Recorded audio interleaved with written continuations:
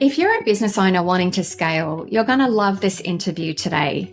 I get to talk with business coach Bill Stack, who shares a story of a client, Urban Clean, who in just a short period of 6 years went from having 2 staff, cash flow challenges, but a big vision to now one of the largest commercial cleaning franchise organisations in Australia with big visions to scale globally. Some of the strategies that Bill shares is going to be some massive takeaways that you'll be able to apply to your business. But the favourite part for me was how Damien, the business owner, really used the be, do, have model. Who did he need to become and what action and did he need to take, the do, in order to have the success that he's had today? Jump in, you're going to love it.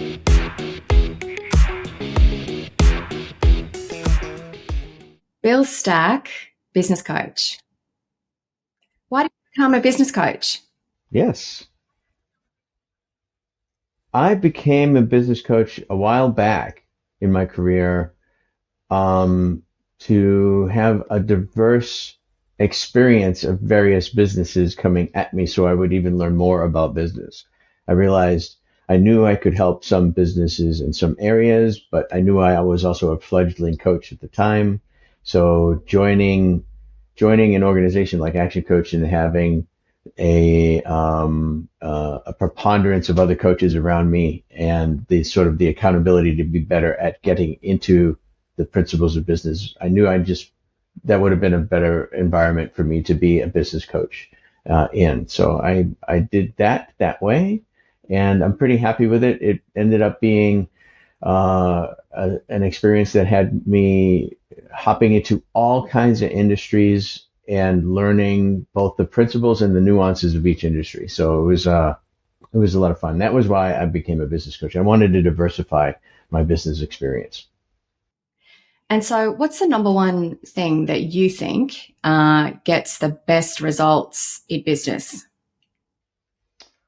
I would say, wow, combination of mindset and taking appropriate actions to never stop learning and using what you learned. So number one thing would be use what you learn. Closest second thing is keep learning new stuff so that you can use what you learn next. And what do you mean by use what you learn? Can you explain that for me? Well, as a coach or as a business owner, the universe doesn't stay static. So you have sales go up, sales go down. You're trying to take an uncontrolled condition and keep it in a nice controlled environment so that you have a predictable sales flow, your cash flow is solid. So when you're making your decisions on what to do in the week, or your team helping them make decisions on what to do in the week, it has to correlate back to that. So so you have to match up the expectation with the actual inputs. And so business owners come to you with a challenge. Quite often that can be maybe cash flow. It might be, time management. They're working in their business. Their businesses, they're working for their business, not them, the business working for them. They want to scale, or maybe they feel like they're spinning their wheels. So what's the most common challenges that business owners face that you find? What they see as a challenge might not be the real challenge in the business. So I would say common challenge is a little bit clarity on what is actually happening. Nevertheless, the biggest challenge, once that's established, is time. What is the business owner doing with their time? What is the team doing with their time to either make a problem go away or to perpetuate the same problem? And it all boils down to, if they don't take time to learn and to pay attention to what's really happening, they're not going to be able to exercise any extra time on solving it. So I would say time management is a priority because everything flows from there. Okay. So what's a number one tip you can give me and our listeners on time management, how to get that time back? So I think that's a common challenge certainly is for me, and I'm sure it would be for most of our listeners. What's number one strategy that you can share? Well, pay attention to where the time goes. Make sure that there's what we call red, green, or amber or yellow activities.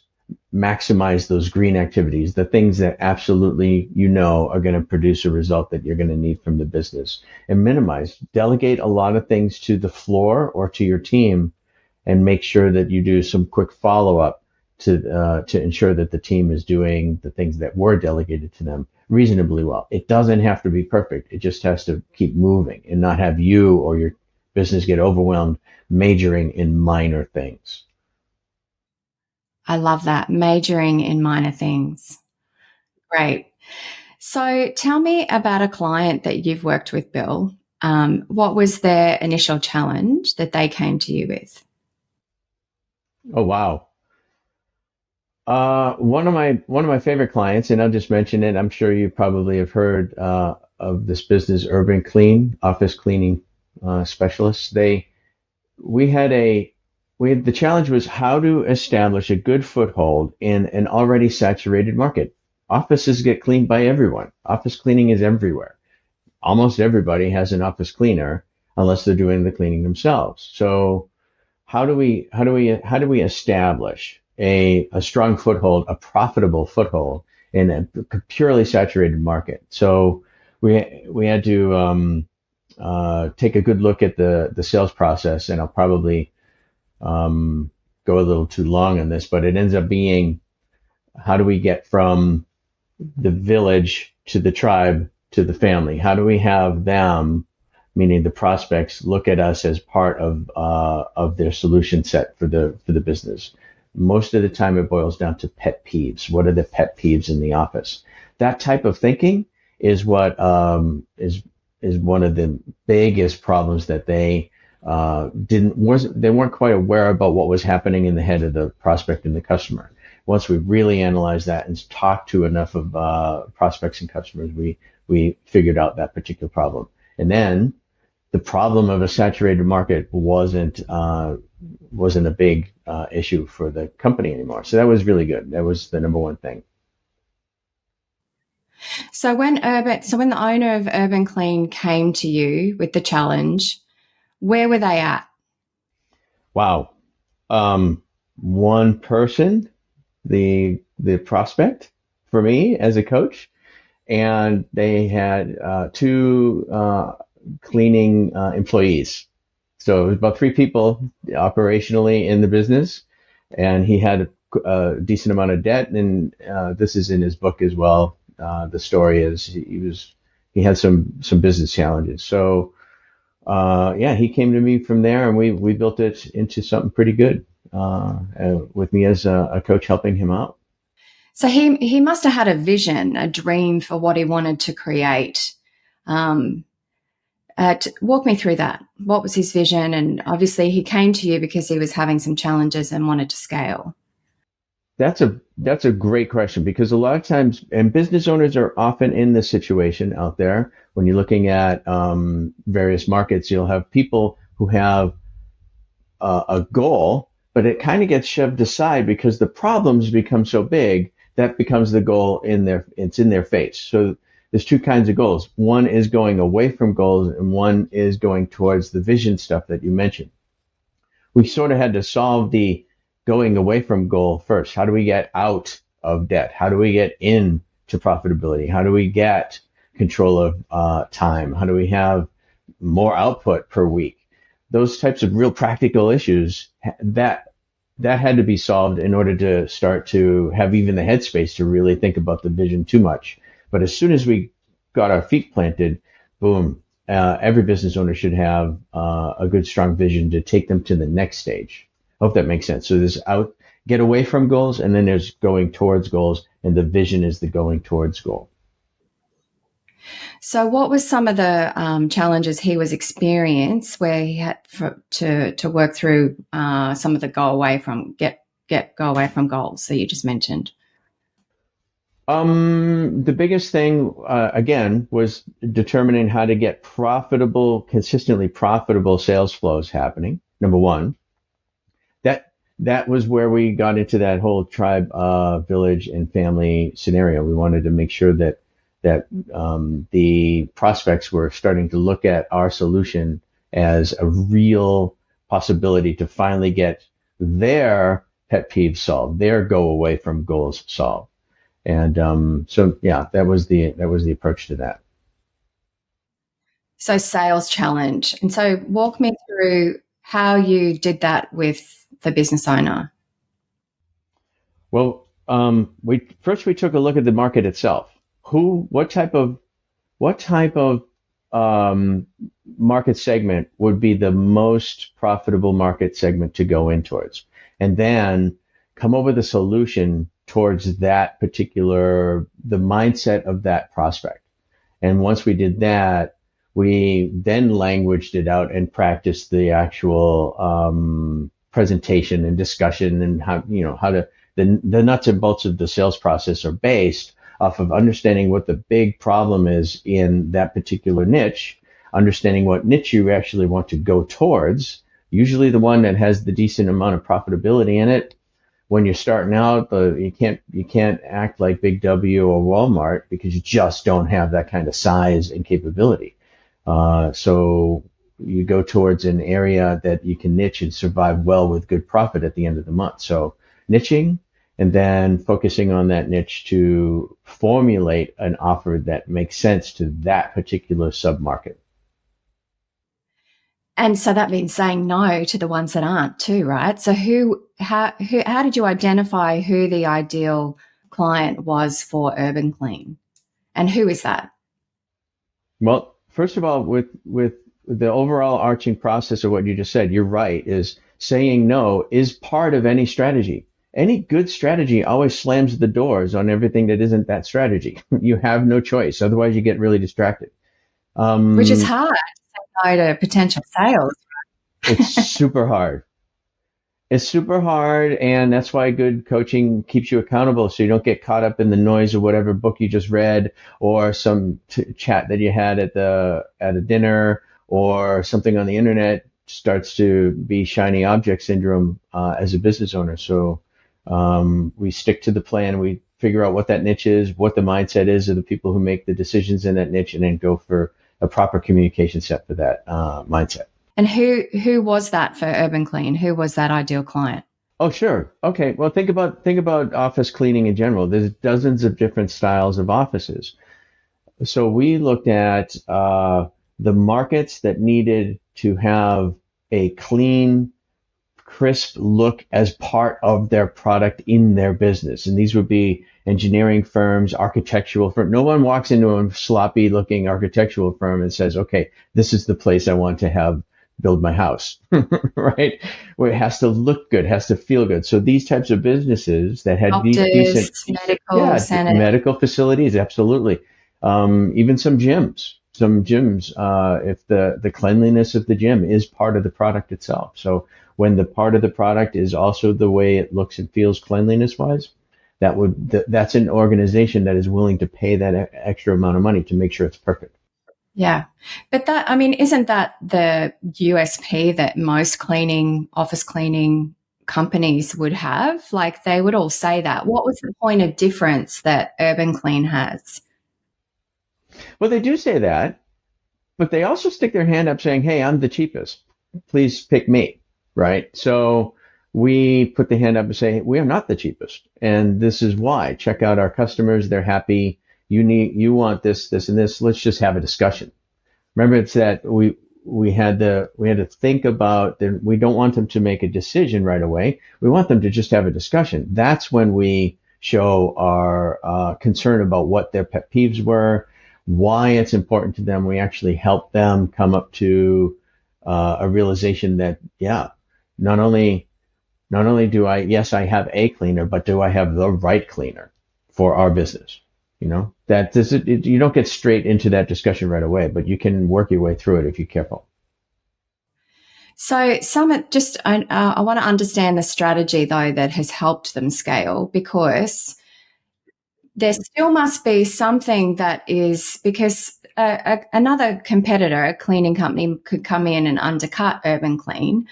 What keeps those clients loyal to Urban Clean? Well, we ended up having a a visit with every client every month on average, about every month, month and a half. There would be someone would double check and come in and have a chat with that client. And it sort of reminds them that this cleaner is very different from most cleaners. Most cleaners get the work, they start doing the work pretty well, and then within a few weeks or a month or two, it sort of becomes very mediocre results. And nobody checks in on them, and the communication is very haphazard. Someone at the top says, "Why isn't this clean? This is supposed to be clean." So that it goes down to someone who's the interface person in the company with the cleaner. They try to get in touch with the cleaner and say, "Why isn't this clean?" And it's a very hodgepodgey communication process. Our USP there would be to close that loop so it's very fast. Most of the time, we get an immediate response to the client whenever they see anything wrong or whenever they see something that they want to have in addition. Like someone's having a birthday party that week. The lounge room is going to be quite busy and dirty. Do you mind if you do an extra clean there? Boom. And within 24 hours, we're ready to go. So it was a responsiveness issue. Yeah, that was the strategy. Okay. So so they got really clear. So to help the business out of some cash flow challenges, you really looked at niching.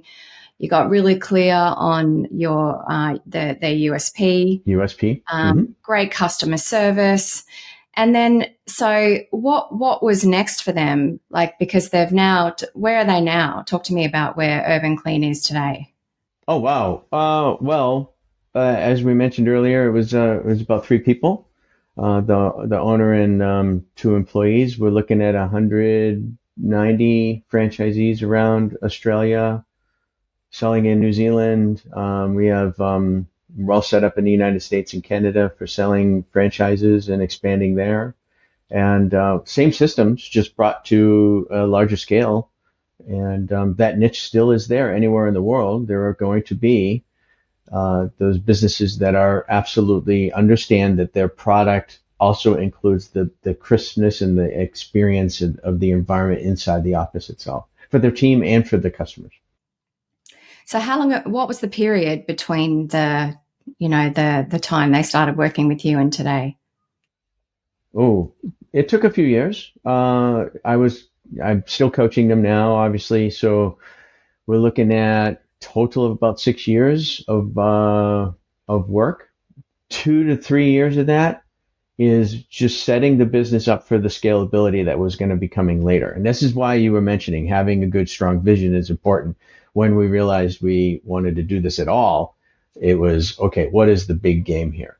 And it just pushes people through things that normally would be mountains out of molehills and turn mountains into molehills. Because if you put it in a bigger scheme of things with a really strong global vision, you have no choice but to solve this quote unquote little problem. So what was the main challenge they had in like, yes, you've taken through those processes, but what was when they started to get that real traction, what was the main challenge that the business owner had in getting to where they are today? Is it systems, as an example? Like, you've got to put some pretty serious systems in place to scale to that level, right? Yes, and we had to make sure that we use technology to have it be as fluid as possible for the cleaners, because we can't demand a high paperwork workload on people who just wanted to add a few extra hours of cleaning to their life a week for a few extra dollars. That was a burden. We had to make sure that we systematized the closing of that loop. Remember, we talked about the client wanted to change things, or they wanted to have a note to go down to the cleaner. We wanted to make that very crisp. So we designed our own apps, and we had mechanisms in place to have the client see exactly what the clean package looked like before and after. They cleaned the fridge, they did this, they polished the floors. This is awesome, and they have access to that whenever they want to. Mm. Well, the number one reason why we ended up with franchising was the model itself. Great. So when you look at the business owner, Damien, when you look at his vision for taking this Urban Clean global, why franchising? Well, the number one reason why we ended up with franchising was the model itself gives you a little bit of cash flow to help you grow the business later. So if your offer is really good and you have good systems in place and you can help them get the work, which is usually one of the biggest problems in people who have a cleaning business, is they either have to undercut their price to get the work, or they don't do that well just because they're overloaded with that type of work. So how do we get them out of that? How do we overcome that particular challenges? We got really good at carving out that niche. We had really good sales processes, and that helped us grow into franchising. And that franchising model gave us the capital to continue to grow the business on a larger scale. So how many franchises does Damien have now? About 190 in Australia. 190 franchises in Australia. Yeah. Okay. And so when he shows up for coaching calls with you now, what do you talk about? Because the conversations, I'm sure, is going to be a lot different to what it was, 6 years ago. Oh, very. Well, yeah. After it's a familiar, friendly tone, and it's we both welcome it, and we can cut through the chase of what is a problem and what is the problem. So I like our discussions very much. I'm absolutely sure he does too. We end up having shorter, much more succinct coaching sessions, and move that chain just a little bit down notch by notch. And rather than get into specifics, it's a much more organic discussion than they used to be. It used to be very specific on very specific things, but most of those things are taken care of now. So we have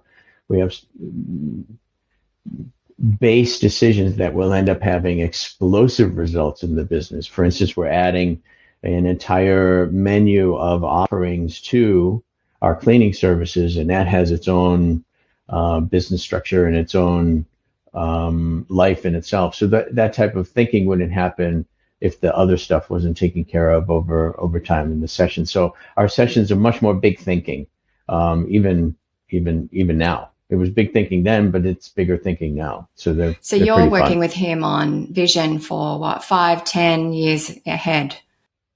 Easily, yeah. We have realities of what might happen in the short term that we look at.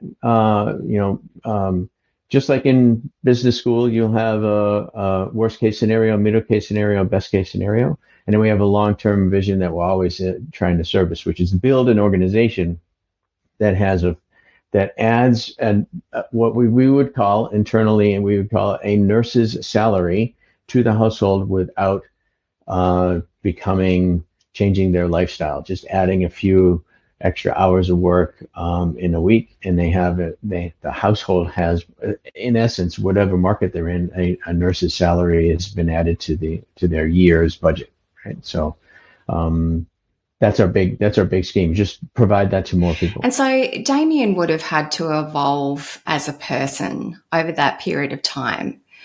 What for you has been the standout watching him personally grow? What was the key thing that shifted that? Well, number one, I'd say a good coach, no. But number two would be, a good client helps the coach grow as well, I'd have to say. So reading and applying what is read, talking strategically of what gets learned before you just act on it. You plan things out, and then they act. In Action Coach, we dream, goals, learn, plan, act is how we approach things. So someone who starts to live that methodology in a business, they're unstoppable. And the relationship with the coach is just much more fun because we both can talk about what we learned and then see what it can be applied, even if it's applicable now or later, in the business. So you have it's a holistic approach to growing the business. As long as that business owner, like Damien, he's a reader, he's a learner, he enjoys, not coming up with, but being exposed to new ideas about solving problems, even if he thought it was already solved, there might be a better way to implement something. So he's open-minded and definitely a reader and a learner, and then willing to act on the stuff that we learn. So great guy to coach. So you mentioned, and we laughed about having a business coach, but I mean, that's key, right? Like what would you say that you've helped him with the most throughout coaching? Wow. I was the different phases of the business had different overall challenges and different things that he would need help with. At first, it was belief that this would be something that would work globally, right? You could see it, but having his personal belief that it was going to be his impact is all up to him to make sure that happens. That was a lot of fun to have him be ready to don that hat, to really put that goal set into place. This is now going to be how I'm going to provide for my family. We had to help him with that context. And he even mentions that in his book. He mentions how he uses his real situation with his family to be the driving force to actually be the leader in a business that is going to be big, period, right? And later on, the coaching relationship was more of a tactical matching of the strategy. Yeah. So he really followed that be, do, have principle. So who did he have to be to have that company that he wanted to build for the vision? Yeah. In essence, come to think of it, it was a be, do, have. He had I remember he had strong learning habits, and he knew he had some experience in sales. So once his B matched up with what that business was going to need globally, that was off to the races at that point. And then the have just comes, right? Yeah, the do's and the haves occur because he's willing to do the things, because it's not hard to do the things that are already part of who you are. So if you work on the who you are, the be stuff, who I am going to be, the do's just sort of match that. Like an Olympian, they are going to win that gold. They are an Olympian. Therefore, when they wake up in the morning, every thought, every idea, that's the filter on which they view any decision they make. And so that's what was working with Damien as well, just as it does with anybody else. What a great example of that be, do, have really coming to life.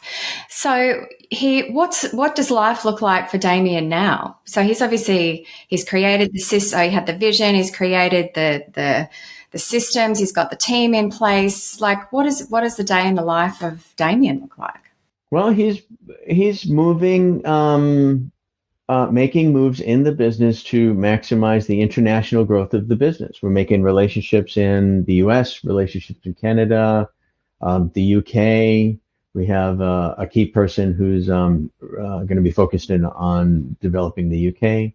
So he's definitely stepped back in terms of day-to-day operations, and he's more of the relationship level person, helping his team exceed their expectations of even themselves. That's his goal. See, he likes to. I think it's a phrase in a book that he loves. How to take lack of regular common people and turn them into superior people in terms of performing in the business. So take regular people and then help them be their best selves in the business. That's what he likes to do. So leadership is a big part of what he loves to do now, and developing people. And so you mentioned that his driving force was, his family. Is he spending more time with family now? I mean, I think I read in his book that he's, is he a pilot, or he's flying? He's become a pilot. He has a plane.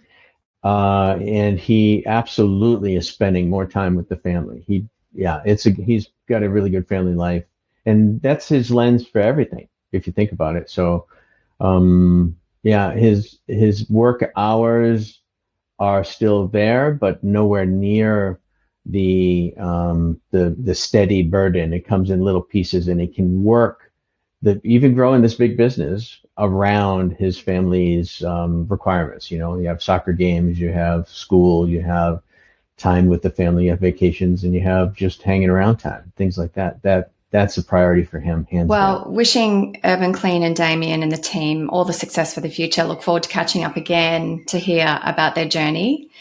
Bill, just 3 very quick questions. What's your favorite business book? There are so many.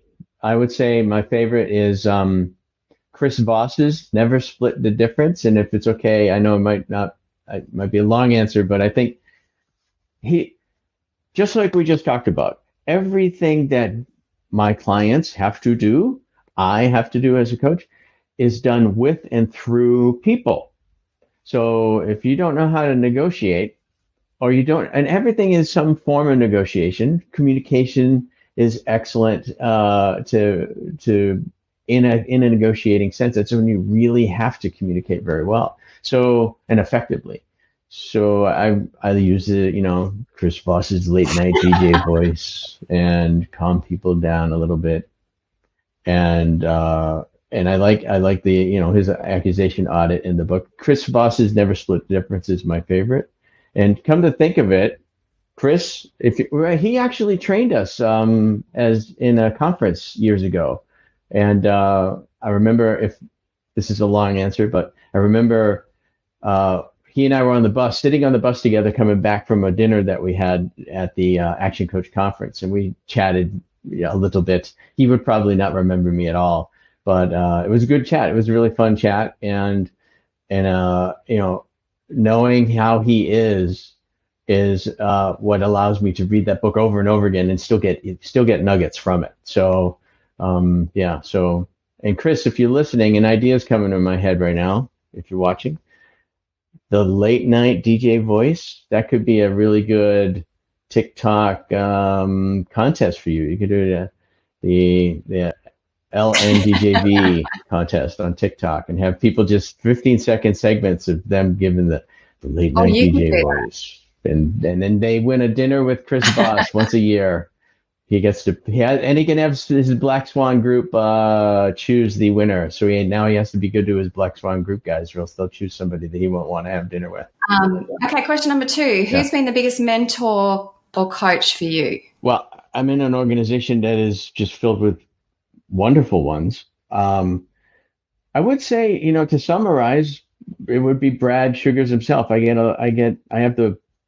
have the ability to, the benefit of interfacing with him quite a bit, because he's also part of Urban Clean, and he reads so many books.